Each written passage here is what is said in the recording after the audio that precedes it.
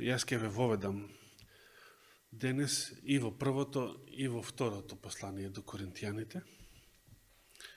Значи, малку загревање за следното тромесечие, за следната библиска pouка. Да, следната сабота, која што е првата летна, а 13-та сабота во тромесечието, ќе имаме света вечера, ако даде Господ живот и здравие, па според тоа пост во среда, така? Или, Андре, кај да излезе? А не, тука си. Или ако повише те одговара во петок пост. Или во среда, или во петок. Ве повикувам да отвориме прво во првото послание до Коринтијаните. Минатата сабота, зборувајќи за ковчегот во Соломоновиот храм, поставив прашање: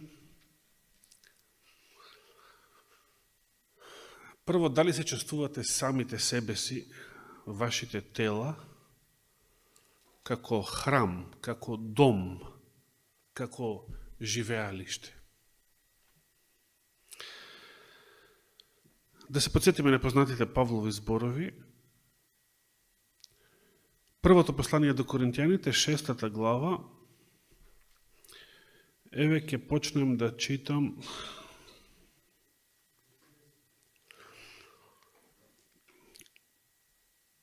ја би почнал од 18-тиот,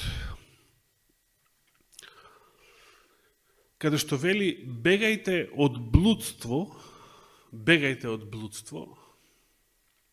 Знаете што е блудство? Да не ја повторуваме. Да, вонбрачна љубов, да, вонбрачна врска. Бегајте од блудство. Секој грев што човекот го прави е надвор од телото, мислејќи надвор од своето тело. А блудникот греши против своето собствено тело. Е сега, дали само со блуд грешиме против своето тело? Со што друго? Пример, нездрава исхрана, цигари, алкохол, дрога, еден куп пороци, така наречените енергетски пијалоци, кафеини, кофеини, грешиме,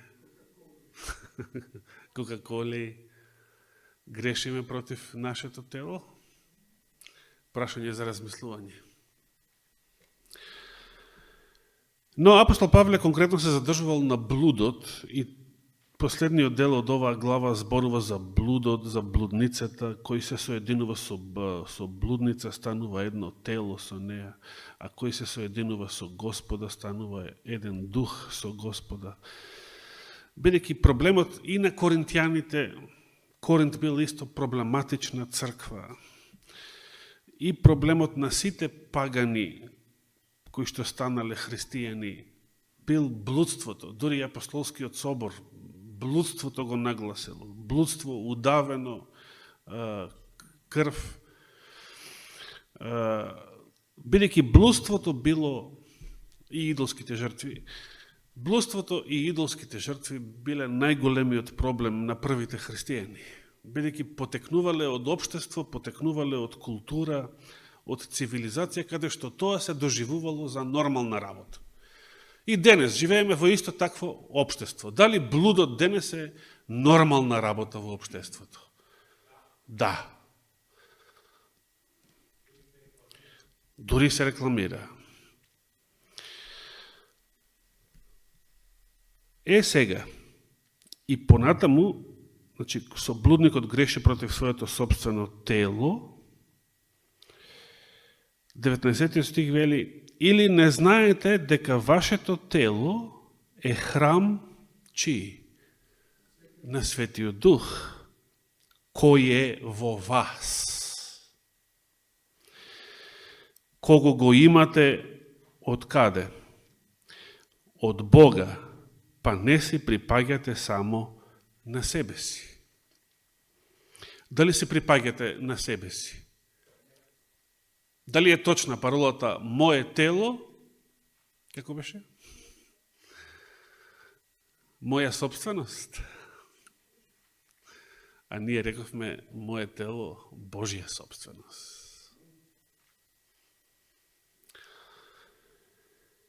Зашто скапо сте купени, продолжува апостол Павле. Кога се случило ова, скапо сте купени на крстот? Колку скапо? Која цена? Со Господовиот живот.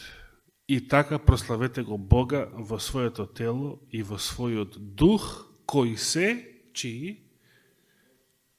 И нашето тело, и нашиот дух се Божи. Интересни зборови.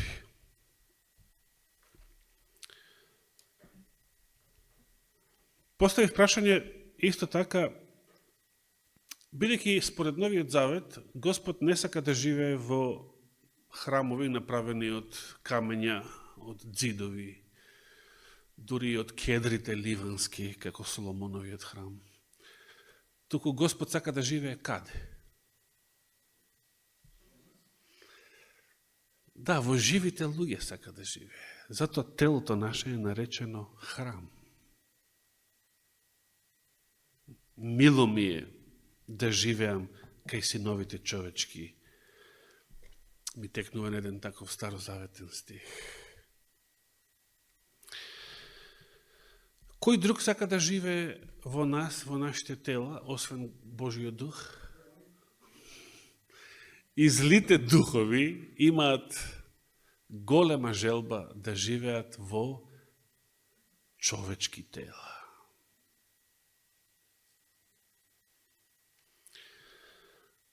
За време поуката брат Борче не подсети на еден брат кој што се обидел да изгони демон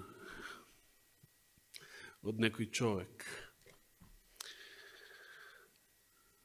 Јас би рекол, добро е што тој човек не бил обседнат со демони. Може би бил неверник, да, во ред. Меѓутоа не бил обседнат со демони. Бидејќи, што ќе се случише ако беше обседнат со демони? Се сеќавате, имаме еден новозаветен случај.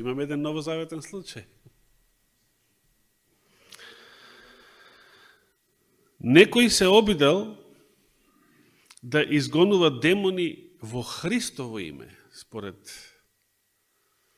делата на апостолите.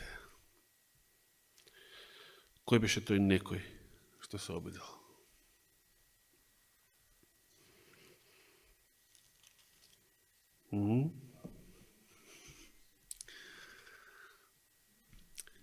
Синовите,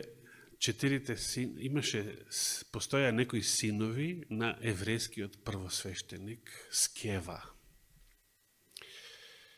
кој што, гледајќи го Павла, како изгонува демони, се обидел и тој. Еден од тие синови, значи тоа бил евреин, тоа бил левит, тоа бил син на првосвештеник, значи угледен човек во еврејската заедница.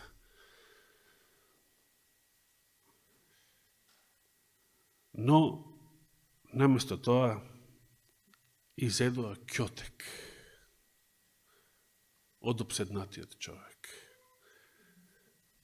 А пред да се нафрли демонот, користејќи го телото на обседнатиот човек, да се нафрли врз нив, значи, овие му рекли на демонот во името на Исуса Христа, кој што го проповеда Павле.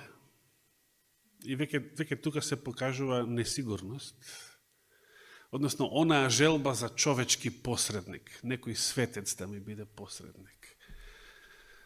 Па сега ти веруваш во името на Исуса Христа или не веруваш? Го имаш во себе духот на Исуса Христа или го немаш? Што ти треба сега, Свети Павле, како додаток на твојата вера?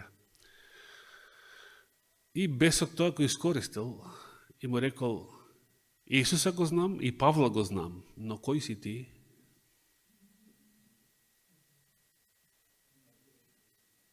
И не чекал одговор.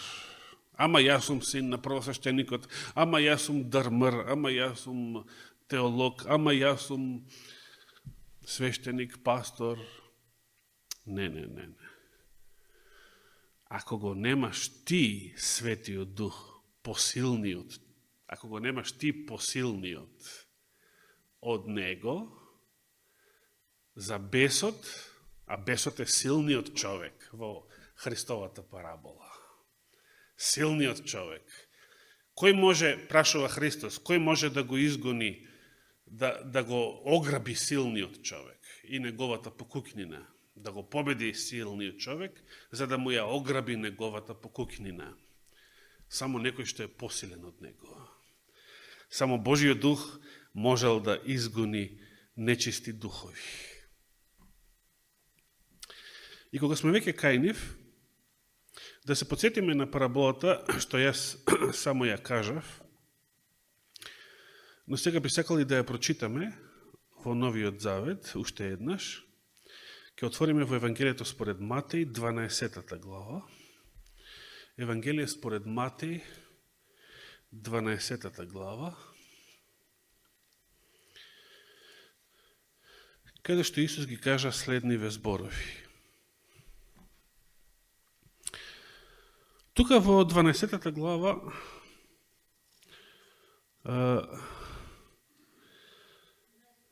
ќе сакам прво да го прочитаме ова што го споменав сега. Кога Исус бил обвинет дека изгонува демони со силата на Велзевул, значи со ѓаволска сила, во 25 стих Исус, знаејќи ги нивите мисли, им рече: секое царство разделено против себе си запустува, и секој град или дом кој се разделил против себе си нема да обстане. И ако сатаната изгонува сатана, тој се разделил против себе си и како ќе обстане неговото царство. Значи, ова се само примери. Па ако и јас ги изгонувам демоните преку Велзевула, преку кого ги изгонуваат вашите синови, тогаш затоа тие ќе ви бидат судии. Но ако јас ги изгонувам демоните преку Духот Божи, тогаш Царството Божие дошло врз вас. Или, како може некој, еве го тоа, 29 стих, како може некој да влезе во куќа на силен човек и да му ја плени покукнината? Ако најнапред не го врзе силниот, и тогаш ќе му ја ограби куќата. Значи, некој што е посилен од него. Кој е посилниот? Што е куќата? Што е куќата? Слушнав? Телото на некој човек, на некој несреќен човек. Кој е силниот човек кој што има владение врз телото на обседнатиот човек? Самиот човек не е слободен, туку е врзан, и затоа нема владение врз собственото тело. Кој владее со неговото тело во тој случај? Ако не владее мојот човечки дух, мојот ум, кој дух владее со моето тело, ако и управува, ако сум обседнат? Со демонот. Значи, демонот е силниот човек. Кој е посилниот што може да го изгони демонот и да му ја освои куќата за себе? Тоа е Божиот дух, посилниот. Посилниот сака да ги изгони демоните од луѓето, за да луѓето ги освои за себе. Но, понатаму во истата глава, ќе се подсетиме на параболата што само ја споменав минатата сабота, но не ја читавме тогаш од Библијата. 43 стих. 43 стих. Кога нечистиот дух излегува од човек, минува низ безводни места, барајки одмор, и не го наоѓа. Ете, тука Исус ни открива дека демоните се духови кои што никогаш немаат мир. Сакате да се најдете во таква состојба. Тоа е најлошата духовна состојба. Е такво непријателство против Бога, во кое што нема да имаш никаков мир понатаму. Ништо нема да те задоволува, немаш мир, не можеш да живееш.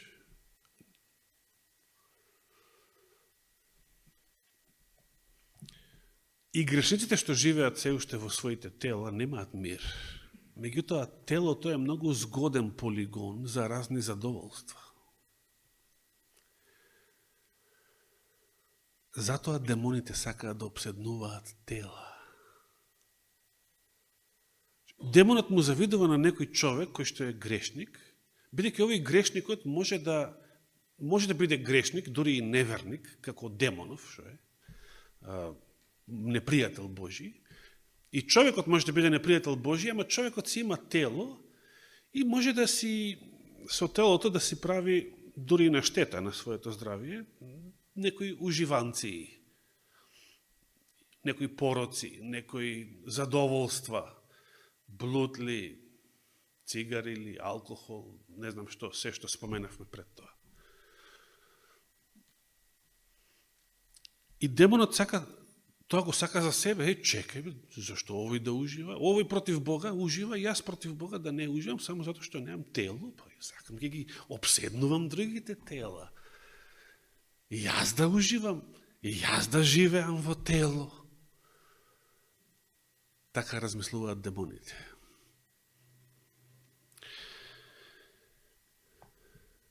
Зато кога е надвор од тело, бесот не наоѓа мир никаде.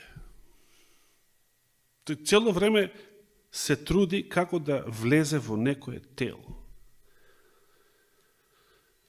И затоа вели, не наоѓајќи, минувајќи низ безводни места, барајќи одмор и не го наоѓа, тогаш вели, ќе се вратам во својата куќа од каде излегов. И кога дојде, и внимавајте што вели Исус, и ја најде каква. Прво вели празна, што е многу интересно. Празна, изметена и уредена, чиста. Кој ја изметил и кој ја очистил? Светиот Дух. Бидејќи како излегол, работата започна кога нечист дух излегува од човек. Како излегол од човек? Сакал да излезе? Но тој самиот никош не би излегол. Дошол посилниот и го изгонил. Светиот Дух дошол и го изгонил кога човекот поверувал, се обратил, се покајал, се крстил и така натаму. Зошто сега, кога демонот се враќа и ја наоѓа куќата празна, тоа ме интересира. Зошто е празна? Го нема ни Светиот Дух, очигледно, затоа е празна. Меѓутоа, како што велат, природата не трпи вакуум. Празен простор. Ако нешто излезе, нешто друго мора да влезе, да се исполни тој простор. Да се зафати со нешто.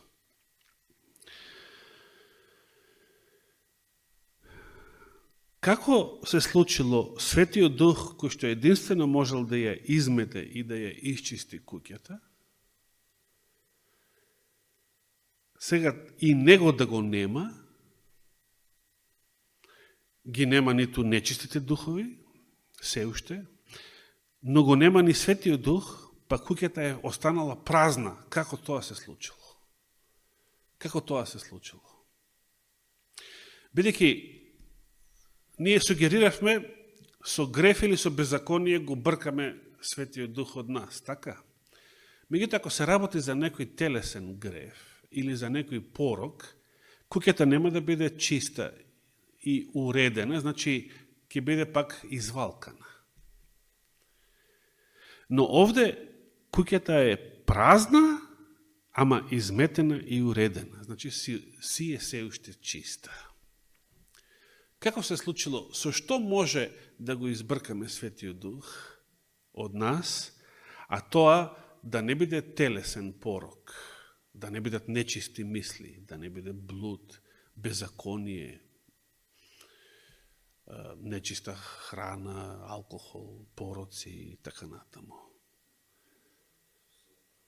Со самоправедност, со гордост, со ароганција, може? Доволно е гордоста. И да останеме без Божијата благодат, но таа куќата ни е се уште чиста, бидејќи не сме паднале во телесни пороци, барем не се уште. И потоа, вели демонот, кога ја нашол празна, изметена и уредена, тогаш оди и зема со себе 7 други духови полоши од себе. И демоните се разликуваат еден од друг. Има подобри и полоши. Како што и луѓето се разликуваме еден од друг. Има подобри и полоши. Но во Божи очи сите сме лоши. Како што и демоните сите се лоши. Сите сме грешни. И влегуваат, што ми ја наоѓаат празна, влегуваат и живеат таму, и последната состојба на оној човек станува полоша од првата. И ја завршува параболата со зборовите: така ќе му биде и на ова зло поколение. Видите како ги нарекол евреите, Божиот народ, барем своите современици. Зло поколение, зла генерација. Страшни зборови. Зошто? Пред да го прочитаме овие зборови со демонот, Исус вели: Ниневија се покаја на проповета на Јона. Царицата Јужна дошла да ја чуе мудроста на Соломон, но кога дошол Божиот син, некој што е поголем од Соломон, Божиот народ го отфрлил. Го отфрлил, го предал да биде распнат, го осудил на смрт и до ден денес негува омраза против Христа и Христовото име. Иако има, фала на Бога, многу илјадници евреи и во самиот Израел и надвор од него, кои што го прифаќаат Христа. Денојве слушам дека илјадници муслимани во Иран се обраќаат, го напуштаат исламот и го прифаќаат Христа. Иако тоа не се кажува во никакви официјални вести. И слава на Бога и за тоа.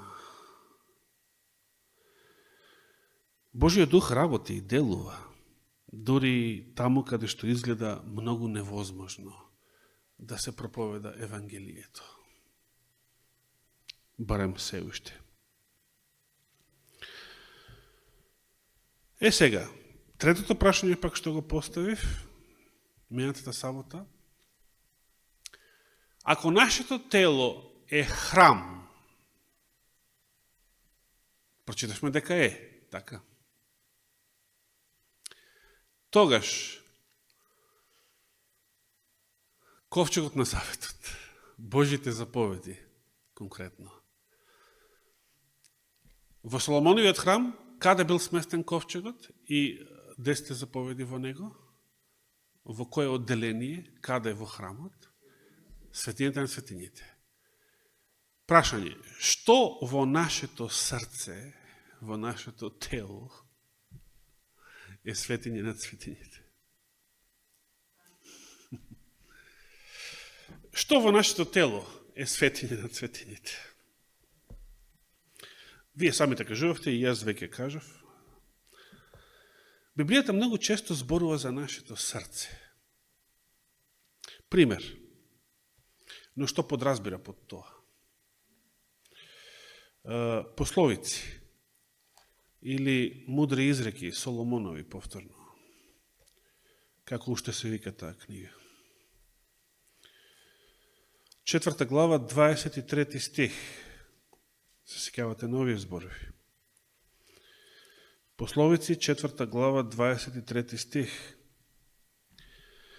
А над се чувај го своето срце. Зошто? Зашто животот извира од него. Па добро, ова секој човек го знае ова. Нели? Докторе, срцето е најважниот орган во нашето тело? Меѓутоа, што ако те застрелаат во глава? Подеднакво ќе умреш, нели? Што ако ти го извадат црниот дроб? Или ако фати цироза? Црниот дроб има над 500 функции во организмот. Трет најважен орган во телото. После срце и мозок. Без црниот дроб прости се од животот. Нема живот. Ајде речеме без бубрези, барем без еден. Меѓутоа, дали тука се мисли, дали Библијата мисли на телесните органи, кога вели срце?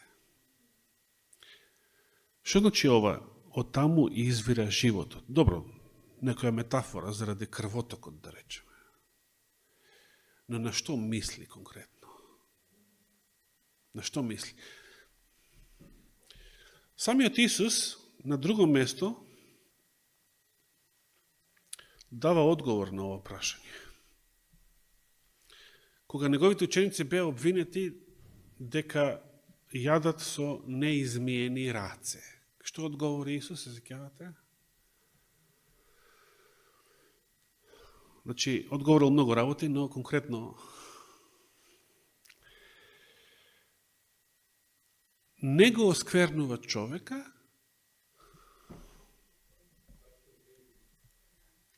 тоа што влегува во него, туку тоа што сега, како он го објаснил тоа? Што е тоа што влегува, а што е тоа што излегува? Да отвориме во Марко 7 глава. Марко 7 глава.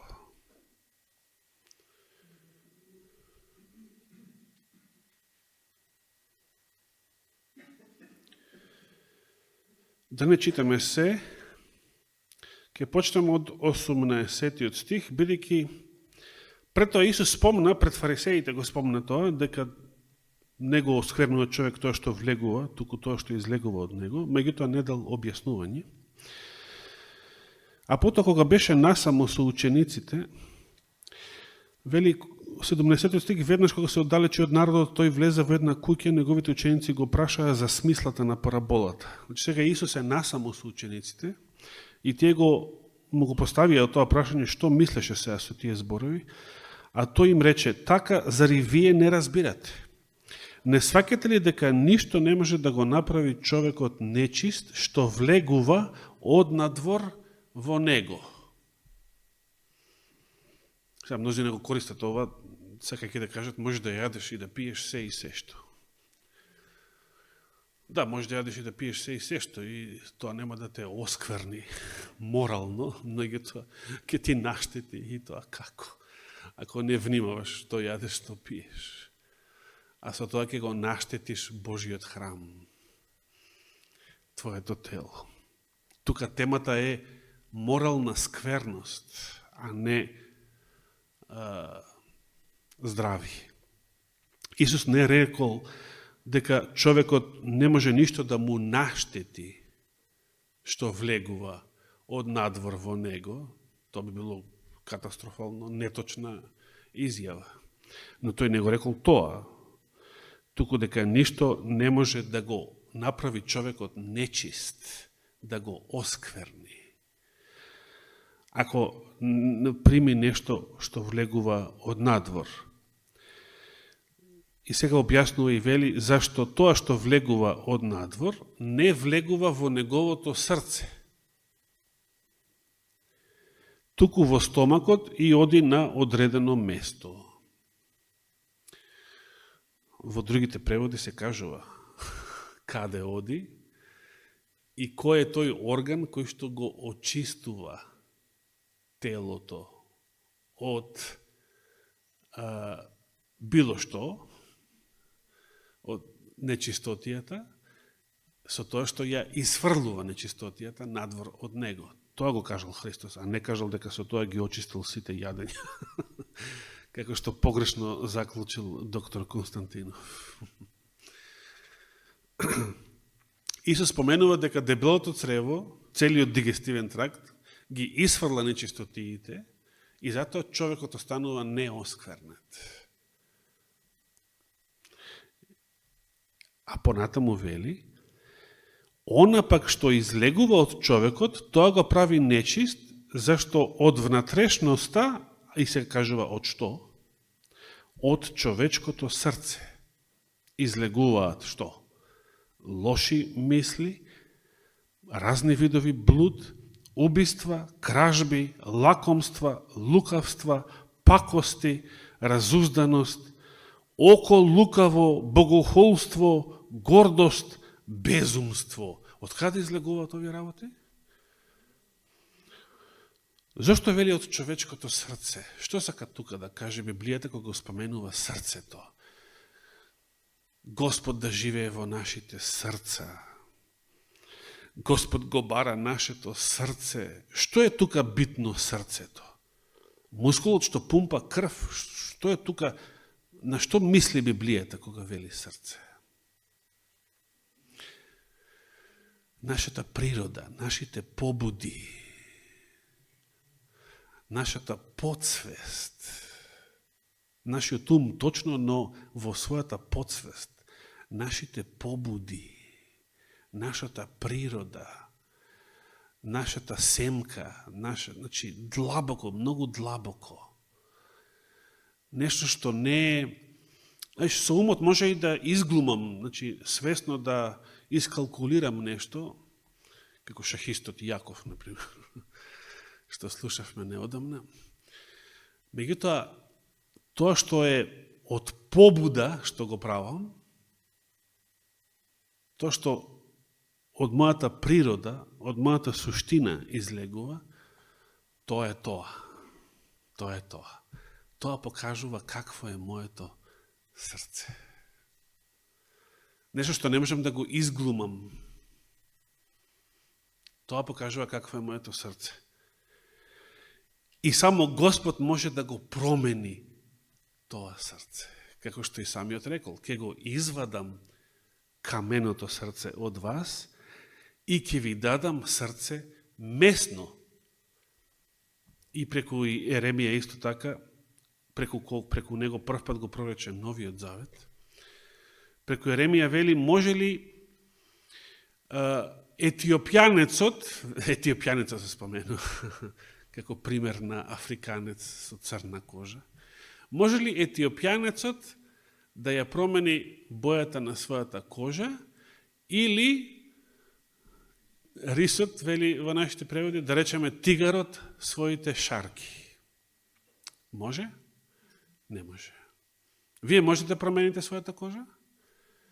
Своите очи, бојата на очите може да ја промените? Не?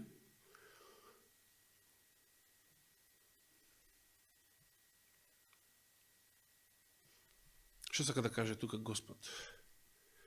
Дали може да ја промениме нашата природа?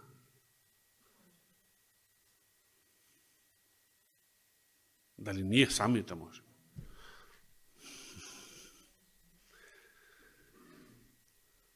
Докторите можат? Еве сега имаме генетски инженеринг. Они, да, повеќе се занесуваат дека можат. Дали, јас се уште не сум видел. Еве, денес докторе слушам, се пропагира како со генетски терапии ќе се лекува рак, со матични клетки, нови органи ќе се правеле. Меѓутоа се случило тоа до сега? Исцелено некој од рак на тој начин? Се случило, ја сакам да видам резултати. Многу се зборува, меѓутоа не гледам резултати. Се што гледаме од генетскиот инженеринг е катастрофа, штета до сега за човечкото тело. Не гледам резултати, не гледам успешно, не гледам луѓето да се ослободуваат од смртоносни болести, да им се обновуваат ткиво, органи и така натаму. Не гледам тоа. Барем не се уште. Само Господ може да ја промени нашата природа. Само Господ може да го промени нашето срце. Само Господ може да ги промени нашите побуди. И затоа, ако го најавува новиот завет, уште во времето на пророкот Еремија, ја кажува суштината. Во што се состои суштината на новиот завет во однос на стариот? Ајде да не го читаме. И во Еремија, и во посланието до евреите 8 глава се цитираат тие зборови. На брзина. Господ го најавува новиот завет, вели дека нема да биде таков, како што го случив со нивните татковци, израелците, кога ги фатив за рака и ги изведов од Египет, значи не како Синајскиот завет, туку новиот завет ќе биде каков, ако не е како Синајскиот завет, каков ќе биде? Пошто е разликата? Сега, повеќето христијани ќе ви речат, па разликата е што во Сина имавме еден закон, стар закон, 10 заповеди, и тука и саботата, тоа е све старо, поминато, а сега имаме во Христ, имаме нов закон. Дали е тоа разликата? Стар наспроти нов закон. Не, што читаме во Еремија? Не, местото каде што се наоѓа законот е разликата. Истиот закон. Каде се наоѓа истиот закон, 10 заповеди? Во Соломоновиот храм, во Стариот завет, а во Новиот завет каде? Ќе го вложам мојот дух во вас и во вашите срца ќе го запишам мојот закон. И тука сакам за денес да завршам. Најавив дека ќе ве воведам во двете посланија до Коринтијаните, до сега само првото го читавме. А еве ги зборовите од второто, па ако даде Господ ќе продолжам следната сабота, само со второто послание до Коринтијаните. Второ послание до Коринтијаните, 3 глава. Апостол Павле ги запишал овие зборови, сега само ќе ги прочитам, а ако даде Господ, следната сабота ќе ги образложувам. Почнувајќи од 3 стих, пишувајќи им одново на верниците во Коринт, им вели: зашто е очигледно, вели, дека вие сте Христово писмо, составено преку нашата служба, напишано не со мастило, туку со духот на живиот Бог. Не на камени плочи, туку каде? Врз плочи на човечките срца. А такво уверување кон Бога имаме преку Христа, не дека сме способни сами од себе да помислиме за нешто, како сами од себе, туку нашата способност доаѓа од Бога. Дали може сами од себе да го држите законот? Дали може сами од себе да бидете праведни? Дали може сами од себе да си ја промените природата, генетиката, кожата, семката, побудите на вашето табиетот, карактерот, Не, ништо од сето тоа не е сами од себе. Не дека сме способни сами од себе, го повторувам 5 стих, да помислиме за нешто како сами од себе, туку нашата способност доаѓа од Бога, кој и не оспособи, вели, за служители на новиот завет. Апостол Павле, себе си и другите апостоли, се прогласува за служители на новиот завет, не на буквата, туку на духот, зашто буквата убива, а духот што? Оживува. Колку илјадници испотепа буквата во Бет Шемеш, се сеќавате? Колку израелци испотепа буквата? Зашто неодамна проучувавме? Ако пак служењето на смртта од букви издлабени, со букви издлабени во камења беше толку славно, скокам некои зборови, 8 стих, како служењето на духот нема да биде уште пославно. Зашто ако е славно служењето што доведува до осуда, многу е поизобилно во слава служењето што доведува до праведност. Ова беше само вовед. Читајте си ја дома, второто послание до Коринтијаните, 3 глава, за да ја разбереме, целата 3 глава прочитајте си ја, за да разбереме суштината на новиот завет. Разликата, што е тоа што е разлика во новиот завет во однос на стариот, а законот не е. Содржината на законот не е разликата. Нека му е фала и слава. Амин.